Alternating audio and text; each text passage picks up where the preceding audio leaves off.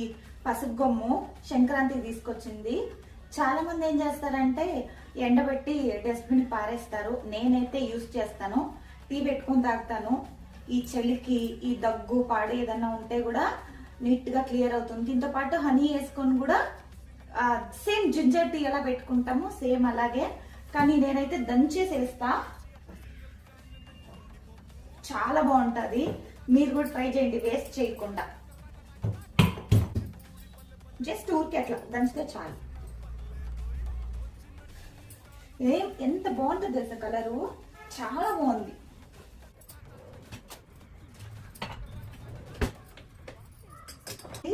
Smell కూడా చాలా బాగుంది. ఒకసారి మీరు కూడా ట్రై చేయండి, వేస్ట్ చేసేది ఎందుకు.